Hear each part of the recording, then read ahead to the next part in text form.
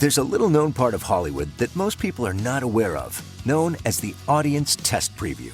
The recently released book, Audienceology, reveals this for the first time. Our podcast series, Don't Kill the Messenger, brings this book to life, taking a peek behind the curtain. And now, join author and entertainment research expert, Kevin Getz. I set out on a narrow way many years ago, hoping I would find true love along the broken road. But I got lost a time or two, wiped my brow and kept pushing through. I couldn't see how every sign pointed straight to you. These are the lyrics from the song Bless the Broken Road by the Rascal Flatts and the inspiration for the naming of my next guest's production company, Broken Road Productions. Todd Garner, I've known Todd for a long time, has indeed been down that road. He's formerly, the Disney co-head of production where I first met him. He emerged from one of the most turbulent periods in that studio's history and, transitioned from executive to producer. He co-founded Revolution Studios, and then he started his own production company, Broken Road. He has developed, listen to this, overseen, executive produced or produced more than 170 films for more than a dozen studios and streaming services, including 25 films and television shows under his Broken Road banner. I think I worked on probably, Todd, maybe 3/4 of them with you over the years. Probably more than 3/4, actually, but maybe more. And by the way, I do want to mention, among all the things that Todd does, he has and has had his own wonderful podcast, Hollywood's Elite. I've been a guest on it, so I thought the only thing I could do to return that favor was to now turn the tables on you and hear your story. He is currently shooting in Hawaii and has taken the time out of his 10-hour day schedules to be here. Aloha, Todd. Aloha. Aloha. You know what's so funny is this is the sequel to Vacation Friends, a movie that we had a very hilarious preview process on.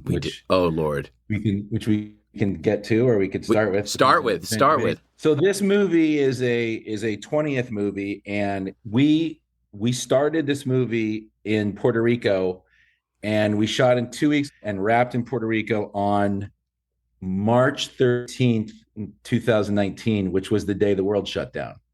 So we came back 7 months later and filmed this movie, the first one, in the heart of the pandemic, no vaccines, anything, and then had to do the entire preview process during COVID. Had to be one of the first batch of movies that were previewing during COVID because everybody thought, oh, you know what?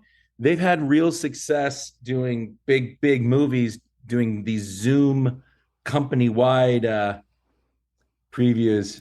And I remember saying to Bob Iger, I think this is a really bad idea because comedies are not, they're so subjective. Everybody has a different idea of what a comedy was. And I'm just worried that on Zoom, it's not going to work. And using employees is not going to work. And it didn't. It didn't work at all. But then I evolved my VirtueWorks platform. And I will tell you that even in comedies, which is an online platform for screenings, even with the comedies, I have to tell you that you get is the story landing. Sure, you don't get maybe that contagious reaction and so forth about individual jokes that are working. Is the story landing? Do they care about the characters? Is the ending working? You still get that. So I always think there's tremendous value in it just polling an audience, Well, what was great about that is I went completely crazy on everybody, and your poor person that was on the call I was know. like, wow, he went nuts. Oh, I heard that last night. Your friend Todd is not happy. I went, and you let me call him. I heard you're not happy. And I said, no, I just think it doesn't work. I think it might be too early, whatever. And I actually think I said, WTF. What the fuck? Why are you yelling at my people? Well, Toddy. Specifically, I was yelling at everybody. And then we went to Vegas, and you and the Clay Tarver, the writer-director, went to Vegas. And my favorite thing you said, Todd, we haven't had numbers like this on a comedy. Well, since your last comedy. I was like, that makes me feel Wait, what was the last one? What was the last one before that? Do you remember? Gosh, before that, it must have been either... Because it was really tested high. Isn't it romantic? It probably isn't a romantic, which previewed really well. I don't remember. But yeah, so look, the thing about what you do is, which is so fascinating to me, is if you don't truly understand data and testing, it could be this process could be a very fraught with a lot of dead ends, bad roads, cul-de-sacs, and, head-on collisions, because it's hard what you do, and you're so good at it, and you always give such good perspective of like, look, these are the numbers, but and that it's always the but is always really important, because you have to know and have the feeling for the numbers and the screenings to be able to not make the wrong choices going forward. Because I've worked on movies or seen movies that the scores have gotten better, but the movie has not necessarily gotten exactly, because it's not all about the numbers. It's also about what people are saying, the quality of the response, like how they're embracing it. Like any brand or any good brand, you have to have sort of a love connection with it, right? And no better example of that is a movie that you have to sort of fall in love with it. And if you're not going to fall in love with it, you're what we call a fence sitter. And we got to figure out how to move you to the love category. But it is not a like category. It's a love category. And so it's an emotional, we say it's the science, in my end of it, I say the science and the art of the audience instead of the art and the science. So science maybe gets a little bit more of the alchemy, but they're both super, super important. Todd, I want to find out a few things that I don't know about you, and I know that people who are smart enough to think if I could grab some of Todd's fairy dust, I'll be, half successful as he is. Where are you from? Like, where did all this start? Well, I'm from San Fernando, actually. So you're a Valley boy. Well, yeah, Northeast Valley, as a matter of fact. Exactly. I grew up in San Fernando, in the town or city of San Fernando, not just the valley. They have a wonderful mission, by the way, right? Yeah, beautiful absolutely. Mission. And I have no family in the business, no connection really to the business, other than when I was a kid, just loved telling stories, and then really just got into comedy of like making my friends laugh and making tapes and making things that just made us laugh. And so when I got into high school, I thought I would probably be a stand-up comic, but that turns out to be really hard and gutsy. Yeah, really hard. And so I thought, well, if I don't do that, what's another way to be able to entertain people, make people laugh? And so I started writing. We did a lot of sketch. I created like a sketch show in high school. We did a ton of sketch. I wrote and directed. I guess the closest thing would be Saturday Night Live, but in high school. You mean like through the AV department, that kind of thing? The AV club?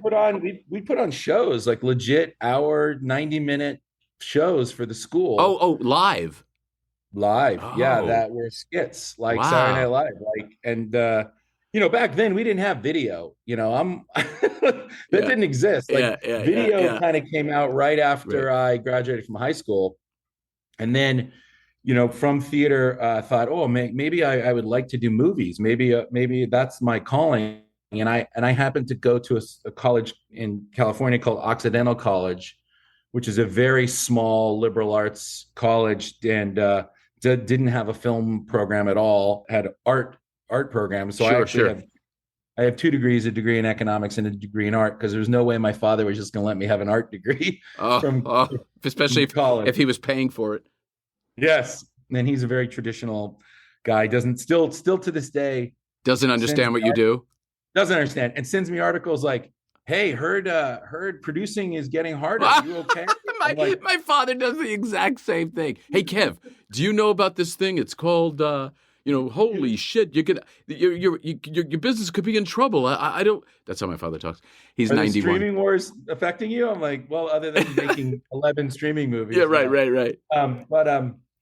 So then I went to Occidental College, and then my first job in the business, I was an editor. So I learned how to edit. I did commercials and music videos. I'm looking at Gary in our booth here, and he's perked up when you said that. Well, it really was the best thing I've ever done, because I use it. Oh, absolutely, every day. Oh, and you're so good at it. I have to just break in and say that, because what you do is you you are one of those rare filmmakers who can, because you were on, I think, both the executive side, which gave you an arm's length sort of view of the process, and then actually in the weeds, you got to use that skill set to know how to appropriately cut in a way that was doable, because a lot of people propose things, but they don't have the footage, and you knew how to do that always. I always noticed that about you. Oh, thank you. I mean, one of the first times I ever used it in the movie business, my first movie was Father of the Bride. I was a very new CEO. Junior executive, development executive, creative executive. And I was sitting in, back then, we'd watch dailies all together. That's where I first met you on Father of the Bride, by the way. We would watch dailies in a screening room all together. And I remember watching the dailies, and it was myself, the senior executive, and I think maybe David Hoberman might have been the president at the time, and we're all sitting in there and watching the dailies. And I go, ooh, Charles Shire and Nancy Myers directed it, and I go, ooh, they just jumped the line. And the senior executive was like, what? And I go, ooh, that's not going to cut. And the senior executive was like, after the dailies were over, I said, listen, you do not ever say anything like that again in daily. And I go, why? And she goes, you don't know enough to ask the right questions. And the next day, Charles texted and said, shit, we jumped the line on that. We have to reshoot. Oh, Lord, so the from best. then on, nobody ever questioned that I did know. You forgot to tell us who that person was. No, I'm joking. No, you don't have okay. I know. I think I can make 3 guesses. That's wonderful. And from then on, I no one ever thought, oh, he doesn't know how to edit. And so the thing about editing is, obviously, yes, when we're in your neck of the woods and we're doing those previews, you already start thinking like, oh, okay, we got to cut that. I can lose that. I can loop this over that. I've got coverage to be able to compress this. This scene's too long. I can get rid of this character, all that stuff. But while you're shooting, you can also just be in your head going, okay, we have enough. So there's sometimes there's 5, 6, 7-page scenes out here. I mean, we're literally on the beach, with an 8-page scene. And, as long as you have overs and you got close-ups, because, this is Vacation Friends 2. So we have 4 core cast members and 2 new cast members. So you have 6 people. I always feel confident that you don't have to get every take exactly right, every word exactly right. You have enough to cut around. Do you have, are you using only one camera per setup, or are you using a B camera also, which is a very common technique now? In comedy, we always try to use 2 cameras. I mean, in a perfect world, if you could cross shoot everything, which means if you and I are having this conversation, a close up on you and a close up on me, that's ideal, because you never know. You never know where those happy surprises are going to come, right? Somebody can just do a little improv, and sometimes the reaction to the improv is the funniest thing. And it's very hard if someone does an improv to go, okay, all right, now, Kev, remember how you felt the first time you heard that an hour and a half ago? Exactly. Go. You try, and not never is a strong word, but very rarely do you get that honest reaction. So if you can be cross shooting and you can be improving, you just have infinitely more chances to make something better. And I love that. And I know in movies that I've produced in the past, we've done things like one would be more in, if you're doing like a 2-shot, you could do one more in a sort of a medium and one more of a wide, or one in a close-up and one. You can play around a little bit, particularly if you're on a very small budget and you don't have the ability to do a full-out over and over again in different angles. You can light for doing, 2 different almost setups at the same time, which is really cool. I mean, overs, over the shoulders are your friend in comedy, because you have both characters in the shot, but you can be on someone's back and loop a setup to a joke. Great point. So they're always your friend, and close-ups are your biggest friend, because you can be off the person. It's so funny that you said that about the editing, because there was a filmmaker who recently said to me, I said, well, why are you giving us that note? And I said, because I'm editing it as I'm going. Yeah. And he said to me, don't do that. You don't want to ever do that. And I'm like, why? And I kind of remember one of my heroes who directed the last movie before he died, Dan Petrie Sr. And I always saw him see the movie which is why he was so economical. He's every producer's dream because he was so economical in the way that he shot that I know he had to be looking exactly, editing it exactly as he was going. Oh, yeah. You know, I mean, wouldn't you want to do that? Oh, yeah. One of the greatest quotes I ever heard. We were shooting Black Hawk Down in Morocco, and it was the big scene where the Little Birds and the Blackhawks were coming in, and I don't know the exact number, but I think it was like 21 cameras shooting at the same time. Oh, Might my have been Lord. 19, around there. That was Ridley, And right? Yeah. And Charles Neuwirth, who was our head of production, who is now a incredible line producer, does most of the Marvel movies. He was our head of production. He was there, and he turned to Ridley, who was sitting next to him, and he goes, "Wow, this is a big shot." And Ridley said, "Charles, I've already seen this movie. I just have to make it." Oh, I have to stop for a second. That's a good one. That is a wonderful one. Yeah, thank you for confirming that for me, by the way. So tell us about your early growing up, and then you moved into you went to college and had that double major. Incidentally, the double major, I just want to say I'm working on my second book. My first book is Audienceology. The second book I'm working on is called How to Score in Hollywood, and it's about getting to a green light. And I just interviewed Tom Rothman at length, and one of the things he says is that his job is, that fiscal and financial prudence matched with, being bold creatively. And you had majors in two of those areas, which I find so fascinating. Yeah, your father was kind of a help in a way because it served you well.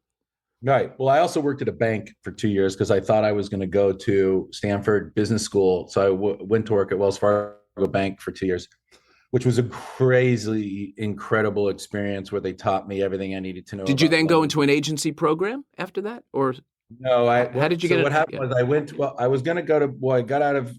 I was an editor. I got out of Oxy, and I thought, well, I will. I want to be a producer. I don't want to be an editor.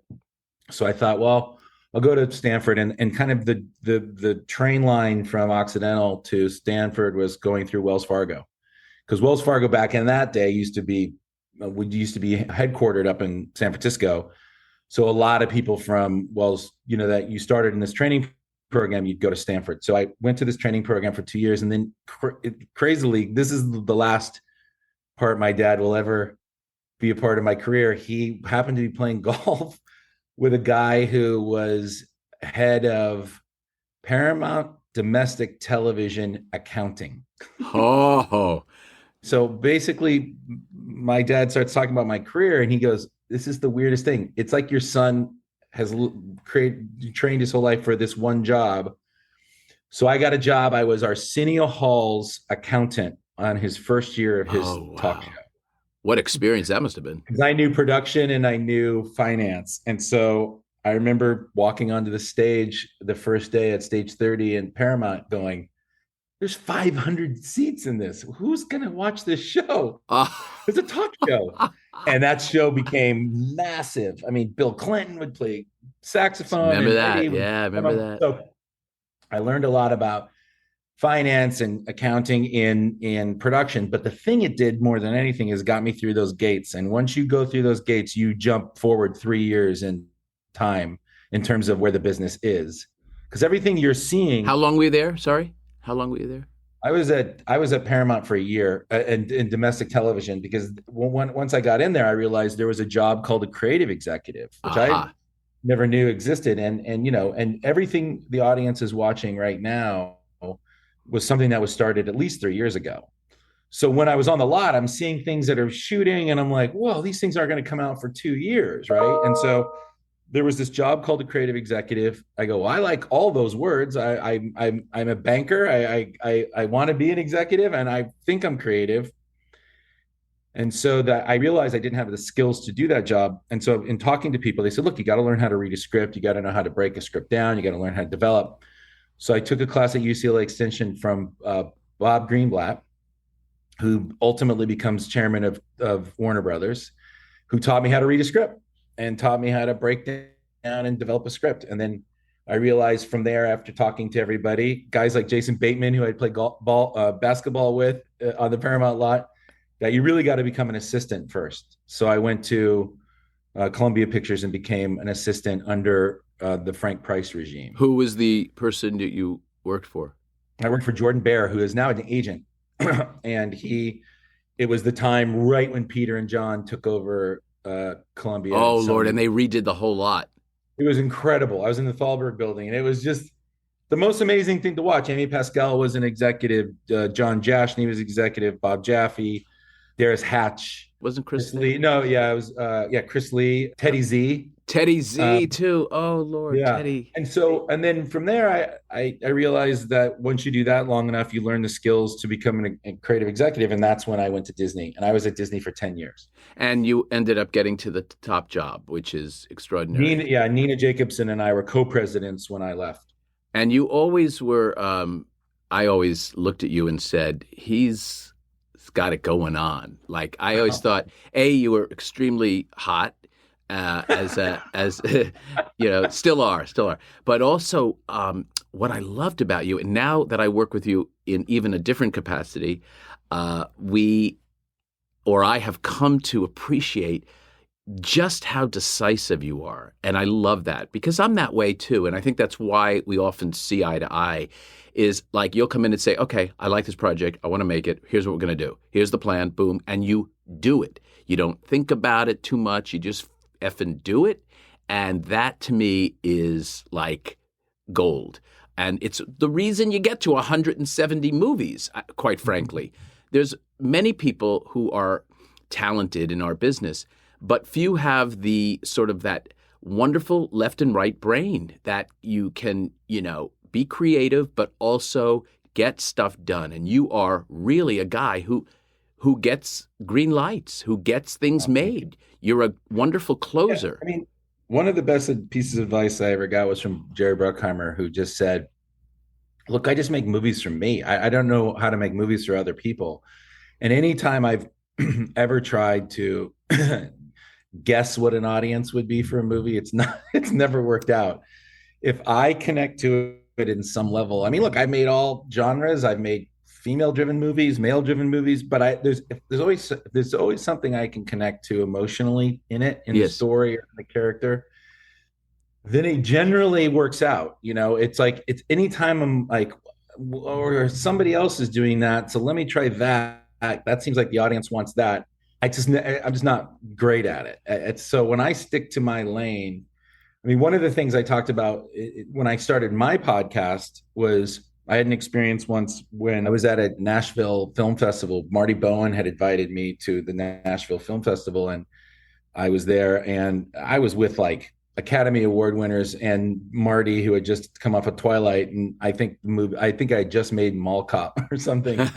Hey, and don't laugh. That movie made some money, didn't it? Well, yeah. And now you're doing a series of it or something, right? Well, here's what's so funny about that is out of nowhere, this like older gentleman stood up and said, I have a question for Todd Garner.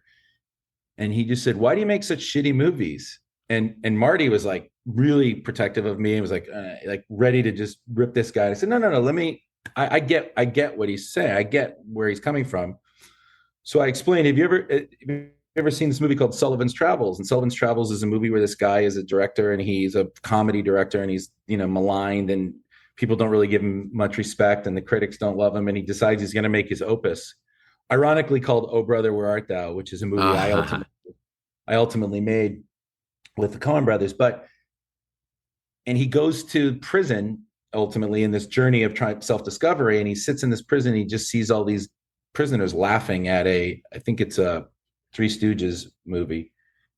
And he realizes what he does is important. And I feel the same way. Like you've been with me. I've sat in theaters where people just laugh. And if I can give somebody like a couple hours of just a real solid entertainment where you can just forget your day, I think that's pretty valuable. And so, and I've had, so many people throughout my career just tell me like, man, you say like that movie saved me. Like just I was in a shit place and I laughed my ass off. And I've seen it happen in my own life where people, and you're having just the worst possible thing and you can just forget your troubles for 2 hours. It's pretty cool. I want to turn that on its ear for a second because I agree with you. As a ticket to entry, you must have something that speaks to you, something that is your kind of clear purpose as a producer, meaning it's got to touch you in some way, whatever you're characterizing it as. Where I then have trouble with, particularly today in today's world, is you then, to me, need other data. You need audience feedback. You need to know. And I mean that because that's the art and the science, or the science and the art, because you have to know the size potentially of what you're making. And you also need to know what platform it needs to sort of ultimately go on before you shoot a frame of film, I think. And the reason I say that is because of the budgeting. Otherwise, you stand to be at risk. You increase your risk exponentially. Did you agree? Where do you stand with that? I've come to you many times. I've come to you and said, hey, can you run some data for me on comps? Can you run some data for me on scores? Can you run data for me on and titles? You and I've gotten into the weeds with you so many times with the data.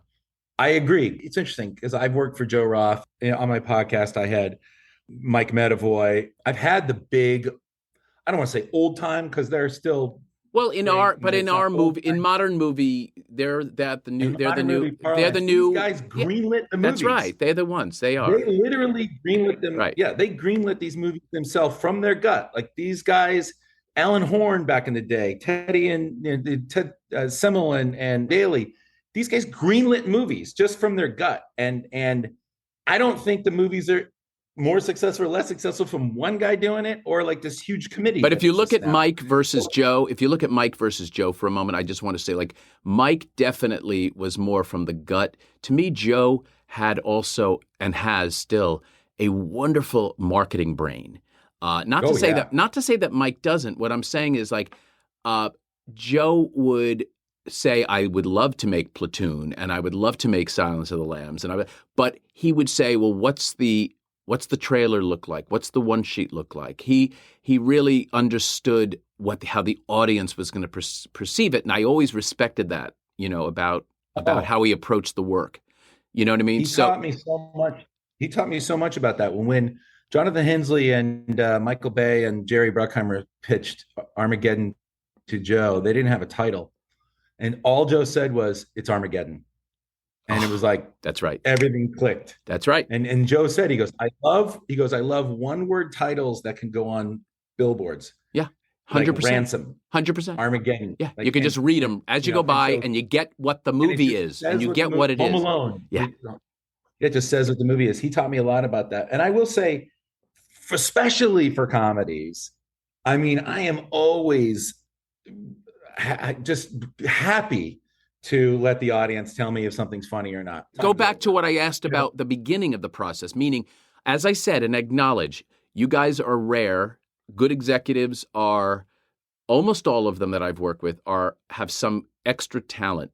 They're hard jobs to get, they're hard jobs to keep, and you do get a certain skill set of a barometer, if you will, on what really works and what doesn't. Okay, that's the ticket to entry. But then you're about to now green light it. In this competitive world, you've got to know, right? This is where we were going before I brought us in another direction. You've got to know what you're making and for what price.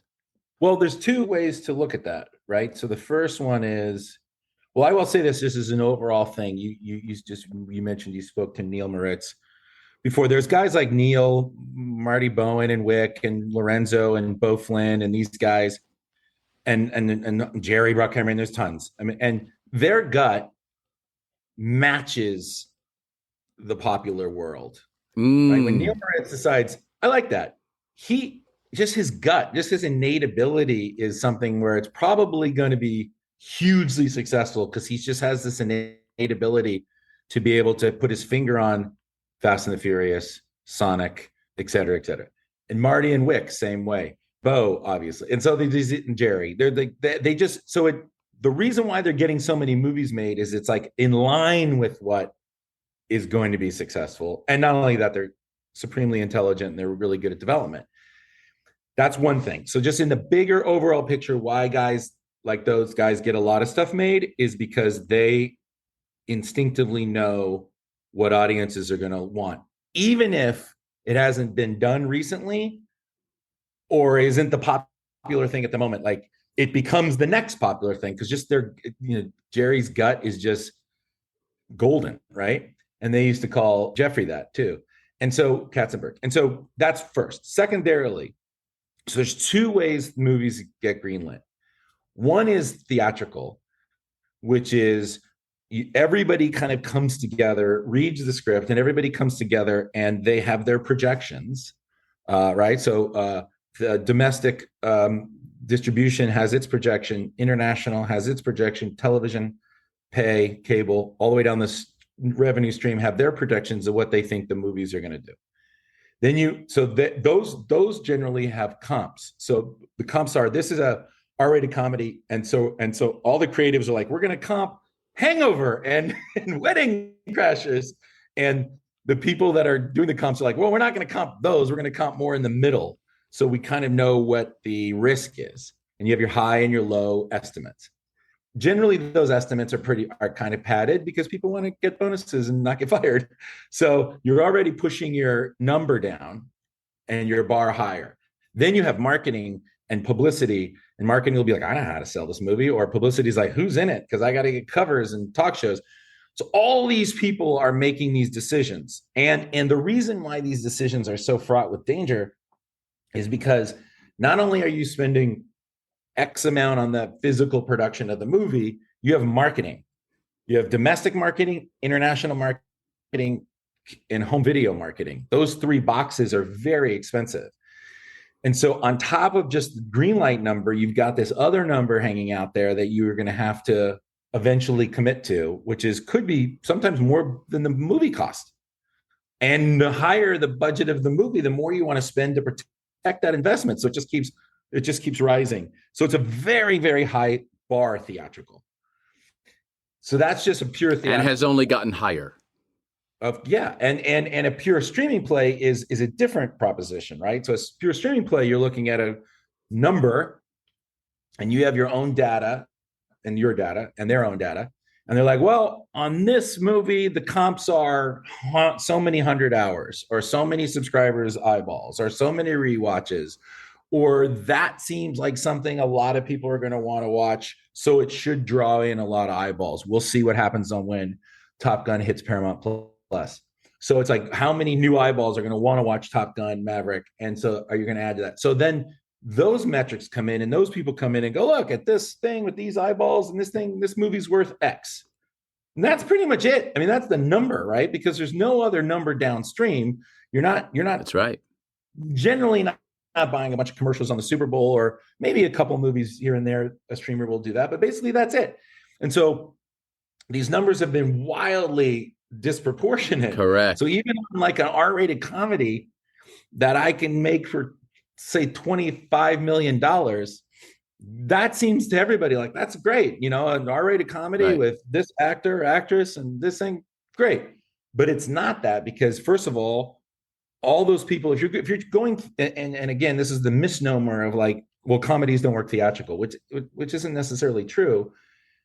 But what we have learned is it's far easier for a streamer to greenlight one, because that's the number, $25 million, and they go, and because they've been so successful on the streamers, audiences have now moved towards embracing that genre, romantic comedies, more so, and associating them more with the streamers than theatrical. Because theatrical, you got to remember, theatrical is going, as you said yourself, comedy is very subjective. So if you feel as though it's not going to be something that is, game changing, and you've heard so much about, it's going to be really hard to get a big comedy to work, or, as I said, a romantic comedy, because they are so easily accessible, and they're not necessarily events. And now to get people to leave their homes, of course, you need an event to get them and out. There will, and I firmly believe there will be an event, and it'll change everything, and there will be a Wedding Crashers or a Hangover. Of course there will. Of course there will. And all of a sudden everybody will be like, we were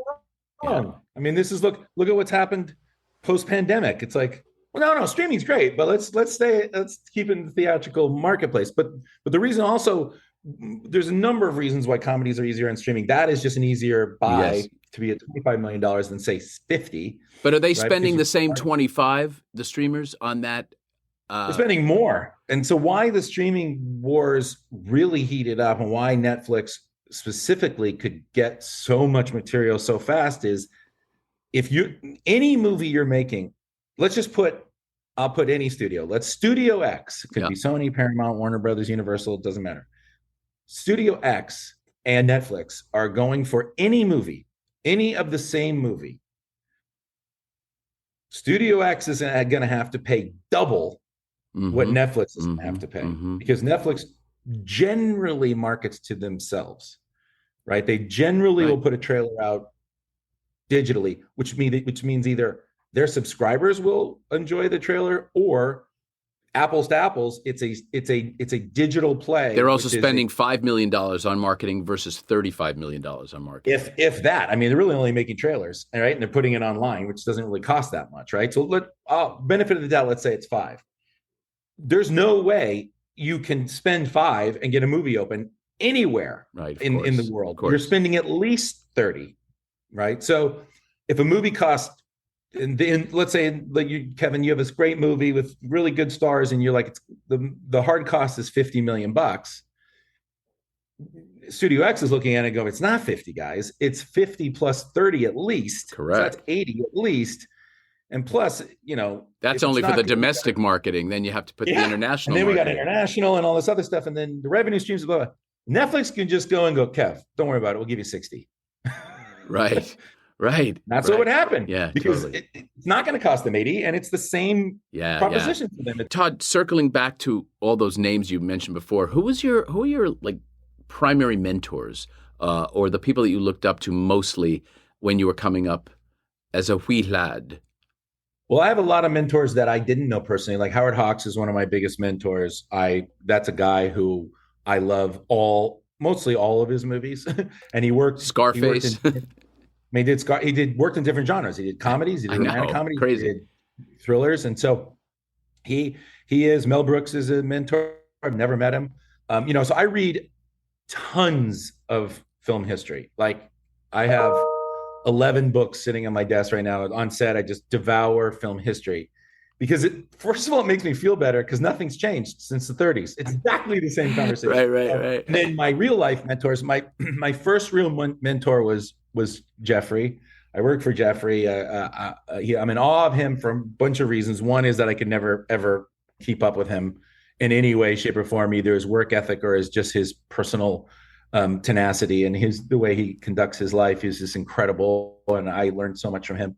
Joe Roth, absolutely, probably my deepest mentor ever. Jerry Bruckheimer taught me so much about making movies. And he was really the first producer that I ever watched be on set every day and kind of taught me like, hey man, if you want to be in the game and you want to really say something and contribute, you got to be there. You don't get to phone it in from your desk. Sandler, absolutely just massive about producing and about storytelling and about knowing your audience. He does know his audience. And being faithful to them and not giving a shit about what anybody else says. And staying, and I don't mean this in a negative way, staying in your box, staying in the Well, I was going to say that. And then he comes out of his box and does Punch Drunk Love with me. He does Spanglish. Did you do Punch Drunk Love? I did. Oh, I love it. That movie was very special for those who haven't seen it. You really should. It's a very, very special movie. Yeah, and then he does Uncut Gems and he does The Hustle. So the guy is just phenomenal in knowing this is my core audience. I'm going to deliver to them a product that they're going to love. And then I'm also going to do these movies where I get to just throw myself at the feet of a filmmaker I admire. And nobody watches more movies than Adam Sandler. Adam Sandler called me when we released Senior Year on Netflix before anybody and goes, it's crushing on Netflix. I'm like, wow, I don't even want to know how you know. I'll take it. That's great. And then an hour later, the executive called me and goes, we're crushing. And I'm like, Sandler called me an hour ago. So this guy is just, not only is he's probably been the most generous to me in my career in terms of just personally and to my family. He's just an incredible He's a person. wonderful human being. And Yeah. then honestly, doing 180 hours of my podcast, I learned from every single person I talked to. I learned from Brad Fuller and Bo and Neil Moritz and Marty and Wick and, like I said, Joe and Mike and DeLuca and like this, it's all my peers. I learned so much from, and I'm the type of person that I'm the first guy to send an email or a text saying congratulations, because I know how hard it is. I've done a lot of podcasts, Todd, and many people say to me, I love that podcast you did with Garner. He said you guys. He says you would challenge him. We love that, like, because that's how you and I roll. So for anybody that's not in the business, you don't have to even meet these people. Like, you can read biographies and autobiographies and about anybody now, and really, get a sense of who they are and how they operated. I did a podcast with Howard Koch Jr. and he goes, man, you know more about me than I know. How did you know all this? I know. I did that podcast for his motion picture and television fund. That one? Oh, no, I did the podcast with him for his book. Oh, for his book. Got it.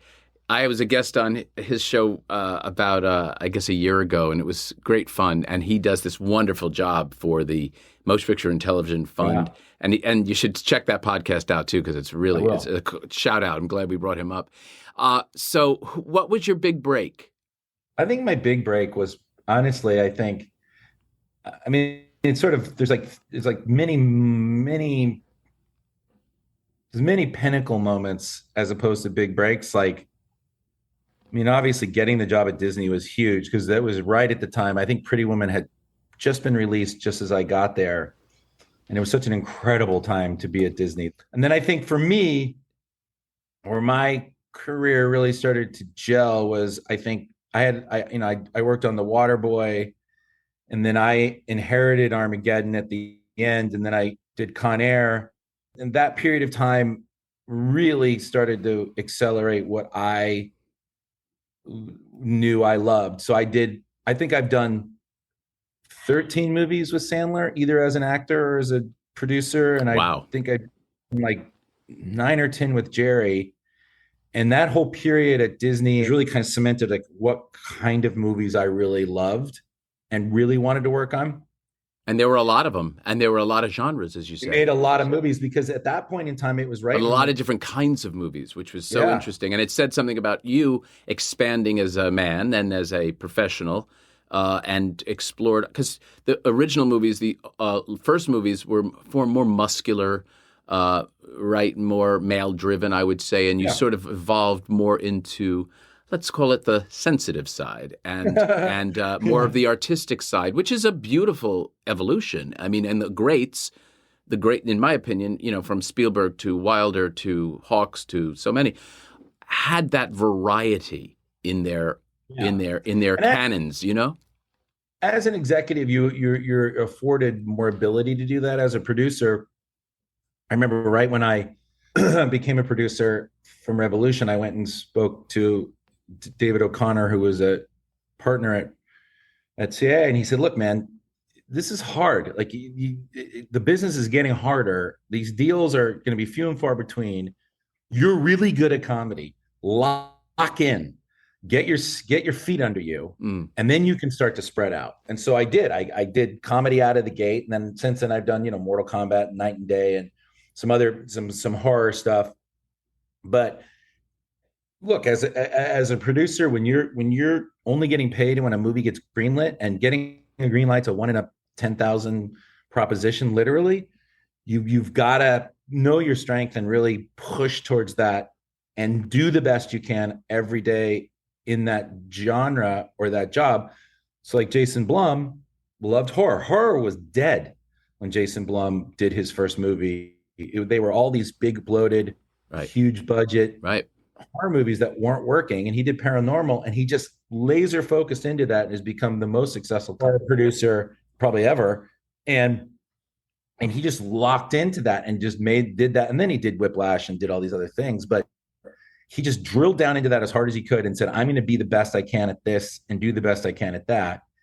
and then could expand. And, that's what Neil did with his action franchises. And now he's spreading out into family stuff with Sonic. And, right. Very, very important. Very important. And great. Bo found this amazing partner in Dwayne, and has been a fantastic partner for Dwayne. And Dwayne has been a fantastic partner for him. And they've had huge success together. And, and Marty and Wick and their partnership and books and things like that. So people have found their, I don't want to say niche, but found their thing that really is the foundation of the business, and built that up. And then once you have that strong foundation, you can start adding pieces to it that maybe are a little bit outside of what you're known for. Yeah, without question. Before we wrap this up, which I could talk to you all afternoon, I want to ask you about screenings in particular. And you and I have been through, I call it sort of a warfare on so many movies. Do you have a story that is memorable from a preview that perhaps because of the preview made a major change and that really affected the outcome of the movie? Oh my God. Everyone has like a moment. And the other thing I was thinking, every time I see your face, either when we're just out socially or in business, I always, if you come around the corner and I see this, that's a thumbs. He's giving a thumbs up with a smile on his face. Thank God! Like, you give me the smile, and then you come around the corner. Okay, fellas, we got some work to do. It's like you. I've seen it at least 500 times. You coming around that corner with like, "Don't worry, you're in great shape," or "Okay, we need to roll up our sleeves and get to work." So, but always with answers, because the audience speaks, man. They speak, and I'm just the sort of interpreter of what they're saying, right? Yeah. I mean, I remember so many stories of that where they are just, Well, for example, like the big, like there's been so many, but I'll just tell you a couple of. I'll tell you a funny one, and then I'll tell you just my biggest takeaway from 30 years of doing this and 500 screenings with you. The first one, I'll end with that. I'll end with the funny story. So here, my biggest takeaway of all of it is, and we sort of touched on it for a moment, if you want to get your scores up, you just get rid of the stuff the audience doesn't like and give them more of the stuff they do like. I mean, it's not that hard, right? It's not rocket science. Really, I mean, just pure scores. It's not going to make a better movie. I'm saying, look, you want to get they like the comedy, give them more comedy, and end on a huge joke. Give them more of that. And if that's what you're shooting for is high scores, it's not saying that they're going to be high, but higher.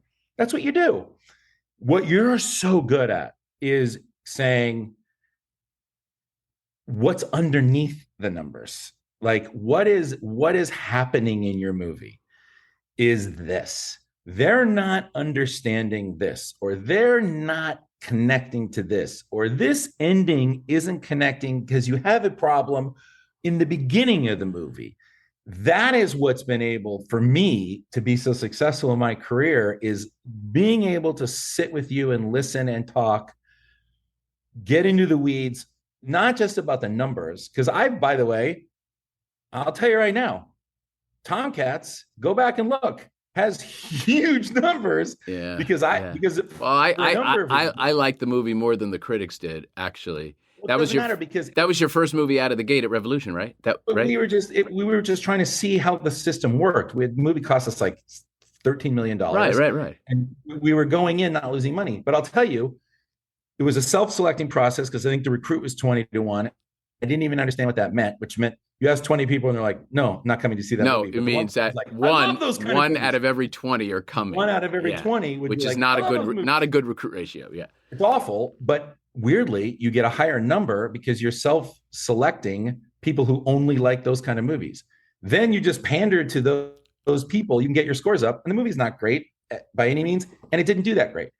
So what you're so good at is going under the numbers and saying, okay, here's what's happening in your movie. And if you listen and you figure out, okay, let's fix that core issue, the scores not only will go up, but your movie will always be better. So that's what I'm so grateful for you on, and what I've been terrified. If there wasn't you, most people would just go to the lowest common denominator, get rid of everything that's not good in the movie. And that could be like, I don't like that character, that I'm having an uncomfortable feeling. And you're like, that's what movies are supposed to do. They're supposed to make you uncomfortable. You're supposed to not like that character, right? Right. And so if you water that down and give them more sugar, it's like, sugar's great. It's just not good for you. Yeah. So thank you so much for saying that. I really do appreciate that. Being able to explain that is everything. Thank you. And part of the challenges in what I do often, Todd, is, you've got a movie. Like I worked on a movie this week that is now slated for January, and it was the first screening, and the movie is good. It could be really good. The question is, I love what Sherry Lansing used to say. She says, we're making a movie, we're not making a release date. And she'd move the date. Right. But because of corporate compliance and accountability and so forth, and it's become very, very difficult to do that. And so what part of my interpretation needs to take into account what is realistically able to be done, i.e., no reshoots. Or finishing the special effects. No, I mean, it's very difficult. We're in October, and they're going to have to lock in 5 weeks. So it's really, it makes it tough because you want to be able to do even more. And so I do hope that people begin to test their movies earlier, and because you want to see if the DNA is working, if the sort of the story is landing, if there's any major confusions. And I think if they had done this particular movie a month before, but everyone was like, we don't want to show it without effects, the audience will go with it. It's okay. You don't have to do a large screening. Just get some feedback from people. Real, unfettered, unbiased feedback, Well, that's also a problem because they're shooting for scores, because your marketing sometimes depends on your scores. So if you're nervous, but that's dangerous. It's dangerous. It's to your point. All dangerous. Yeah. Here's my funny story. Oh, yeah, please. And only because I'm working with Steve Buscemi right now am I reminded of it. So Jerry Bruckheimer always likes to test, or did, I don't know if he still does, used to like to test his movies in Phoenix.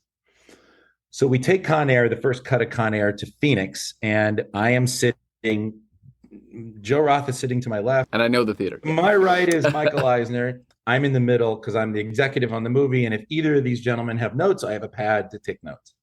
I think Jerry's sitting behind me, and the movie is playing, and the original cut of Con Air, that Garland Green little girl scene, went on for about 5 minutes, where Garland Green, who is played by Steve Buscemi, is the worst serial killer in the world, is sitting in a pool, a drained kiddie pool, playing dolls with this 5-year-old girl.